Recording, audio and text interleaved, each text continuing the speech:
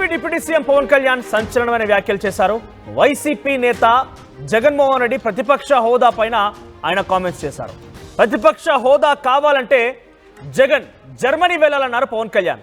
ఓట్ల శాతం ఎక్కువ ఉన్న వాళ్ళకే ఎక్కువ అవకాశం ఉంటుంది జర్మనీలో ఉంది. అయితే అదే రకంగా వచ్చే 5 ఏళ్లలో వైసీపీకి ప్రతిపక్ష హోదా రాదు అని తేల్చేశారు పవన్ కళ్యాణ్.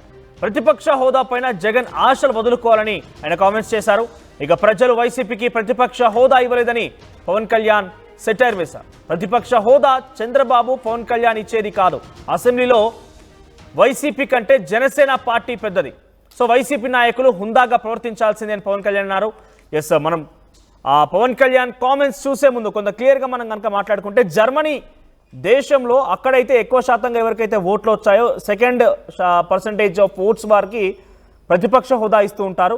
నీకు ప్రతిపక్ష హోదా మీద అంత పట్టు అంతగానం నీకు కావాలని కనుక ఆశ ఉంటే నువ్వు దయచేసి జర్మనీకి వెళ్ళిపో అని చెప్పి పవన్ కళ్యాణ్ పైన సెటైర్లు విసిరారు. పవన్ కళ్యాణ్ జనసేన అధినేత పవన్ కళ్యాణ్ జగన్ పైన సెటైర్లు విసిరారు. సో జగన్మోహన్ రెడ్డి పదే పదే ప్రతిపక్ష నేతగా నాకు అవకాశం ఇవ్వాలి, ప్రతిపక్ష నేతగా మాకే అవకాశం ఇవ్వాలంటూ పదే పదే మాట్లాడడం కానివ్వండి, వైసీపీ నేతలు కూడా ప్రతిపక్ష హోదాగా జగన్ని ఆహ్వానించాలని అనడం కానివన్నీ చూస్తూ ఉంటే ఇక్కడ సాధ్యం కాదు, పోయి జర్మనీలో చూసుకోండి అంటూ కూడా మాట్లాడుకోవచ్చు. ఒకసారి పవన్ కళ్యాణ్ ఏం మాట్లాడారో చూద్దాం. 25% ఫస్ట్ అప్పుడు ఏం చేయాలంటే సార్, అప్పుడు జర్మనీకి వెళ్ళిపోవాలి. జర్మనీలో ఏంటంటేనండి, నేను జర్మనీ రిజల్ట్స్ కూడా ఏదో వచ్చినాయి చూస్తాం మా ఎలక్షన్స్లో. 25% వచ్చిన హైయెస్ట్ పర్సంటేజ్ ఆఫ్ వచ్చిన ఓటుకి ఇన్ని ఎంపీస్, ఇంత అసెంబ్లీ స్థానాలు ఉంటాయి వాళ్ళకి. 5% మించి తక్కువ వస్తే 5% ఓట్లు మిగతా వాళ్ళు పంచుకుంటారు. మనకు అలాంటి బెనిఫిట్ మనకు లేదు కాబట్టి మన రాజ్యాంగంలో లేదు. వాళ్ళు మంకుపట్టు పడితే they are free to go to Germany. First right, ఇది పవన్ కళ్యాణ్ మాట్లాడిన మాటలు. ప్రతిపక్ష నేత హోదా కావాలంటే ఇక్కడైతే సాధ్యం కానిది చంద్రబాబు పవన్ కళ్యాణ్ ఇచ్చేది కాదు, ప్రజలు ఇవ్వాలి, ప్రజలు నీకు ఇవ్వలేదు కాబట్టి నువ్వు ఇక్కడ కాకుండా నీకు ప్రతిపక్ష హోదా కావాలనే ఒక పట్టుదల కనుక ఉంటే జర్మనీకి వెళ్ళి ప్రయత్నించినట్టు పవన్ కళ్యాణ్ మాట్లాడుకొచ్చారు. మరిన్ని అప్డేట్స్ కృష్ణమోహన్ అందిస్తారు. కృష్ణమోహన్, ఏంటి ఎలా చూడాలి అంటే టీడీపీ తర్వాత ఎక్కువ శాతంగా సీట్లటువంటి పార్టీ జనసేన అంటూ పవన్ కళ్యాణ్ మాట్లాడుకొచ్చారు. కానీ జనసేన ఆల్రెడీ ప్రభుత్వంలో ఉంది కాబట్టి ఆల్టర్నేట్ ప్రతిపక్షంగా కూట్లాడేటువంటి వైసీపీకి అవకాశం ఏమాత్రం ఇవ్వడం కుదరదని తేల్చి చెప్పేస్తున్నారు ఆయన. ఎలా చూడాలి అంటే జర్మనీకి వెళ్ళినట్టు కూడా సెటైర్లు వేశారు పవన్ కళ్యాణ్. మనోజ్, బేసిక్ గా ఈరోజు పవన్ కళ్యాణ్ అసెంబ్లీ మీడియా పాయింట్కి వచ్చి మాట్లాడారు. మామూలుగా డిప్యూటీ సీఎం స్థాయిలో ఉన్న వ్యక్తి అసెంబ్లీలో మీడియా పాయింట్ దగ్గరికి వచ్చి ఆయన వివరణ ఇవ్వాలనే ఒక ప్రయత్నం అయితే చేశారు. తన ఎమ్మెల్యేలందరినీ కూడా కంట పెట్టుకుని మీడియా పాయింట్కి వచ్చిన పరిస్థితి. అక్కడ ఈరోజు ఉదయం ఏదైతే వైసీపీ ఎమ్మెల్యేలు వ్యవహరించిన తీరు, ప్రసంగాన్ని అడ్డుకునే ప్రయత్నం చేయడం, వీటన్నిటిని గురించి ప్రస్తావిస్తూ చాలా హుందాగా వ్యవహరించాలి ప్రభుత్వం. ఇప్పుడు ఆయన గవర్నర్ గా ఆయనకి 4 రోజులు ఆరోగ్యం బాగలేకపోయినా వచ్చి ఈరోజు తన ప్రసంగాన్ని వినిపించే ప్రయత్నం చేశారు.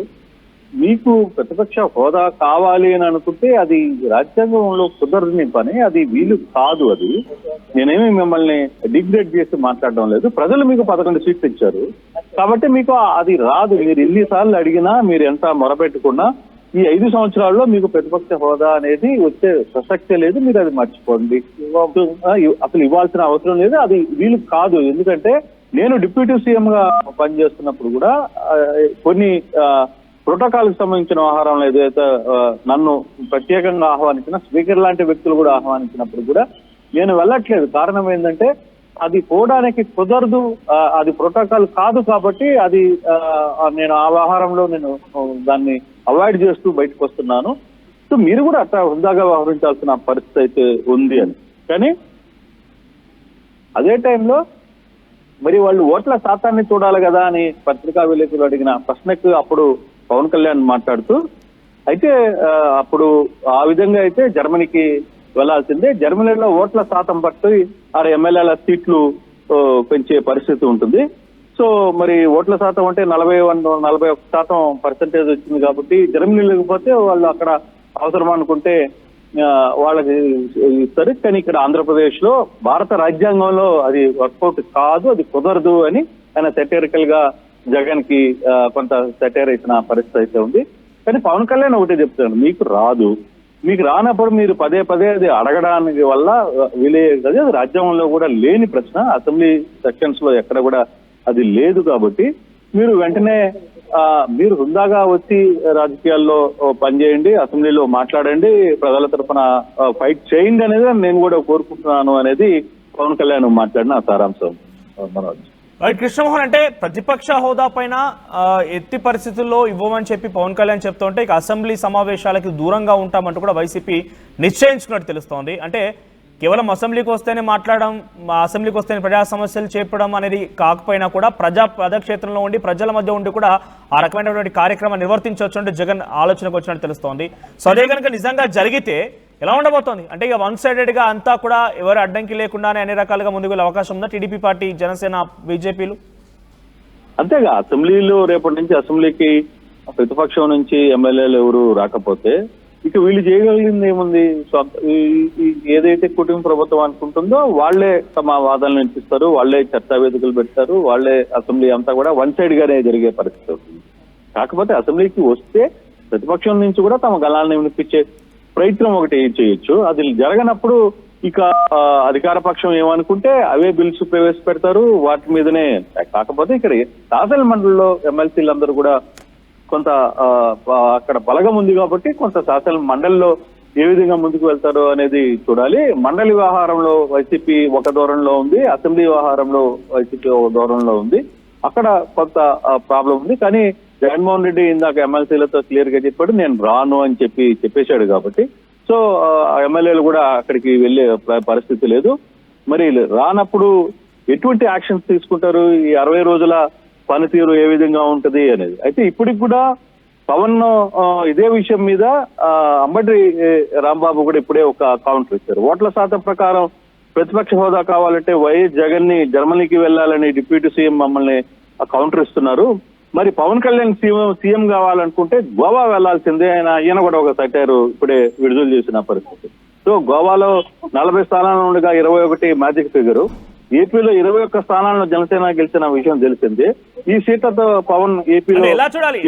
దీన్ని సమర్థిస్తూ మాట్లాడుతున్నట్టేనా? పవన్ కళ్యాణ్ మాటల్ని అంబట్రాయుడు ఒక రకంగా సెటైర్ వేస్తూనే సమర్థిస్తున్నారు అనుకోవాలా? అంటే మేము జర్మనీకి వెళ్తాము, మీరు కూడా గోవా వెళ్ళండి అని చెప్తున్నారంటే సమర్థించినట్టే భావించాలా? అంటే ఈయన ముఖ్యమంత్రి పదవి కోసం తెగ ఆరాటపడుతున్నాడు కదా పవన్ కళ్యాణ్. మరి నీకు ఇప్పుడు పవన్ కళ్యాణ్ ఇక్కడ నువ్వు ముఖ్యమంత్రి కావాలనుకుంటే కాలేవు, నీకు 21 స్థానాలు గెలిచావు కాబట్టి నువ్వు గోవాలో వెళ్ళు. 21 స్థానాలు అయితే అక్కడ 40 స్థానాలే ఉండేవి కాబట్టి నువ్వు గోవాలో వెళ్తే అక్కడ సీఎం అవుతావు అని ఈయన కూడా సెటైర్ గా మాట్లాడుతున్న పరిస్థితి.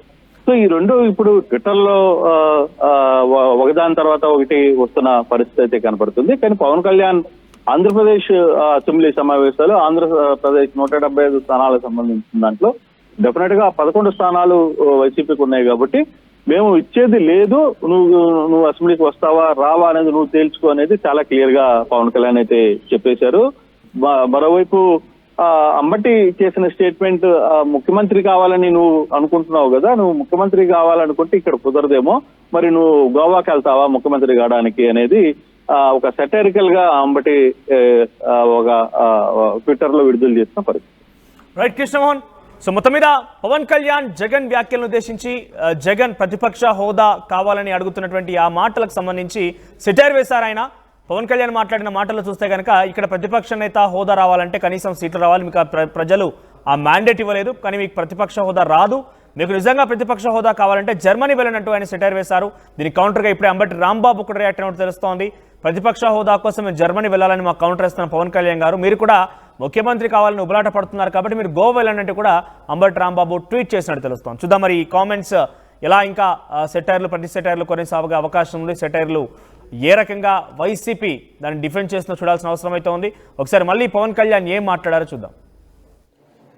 జర్మనీలో ఫస్ట్ అప్పుడు ఏం చేయాలంటే సార్, అప్పుడు జర్మనీకి వెళ్ళిపోవాలి.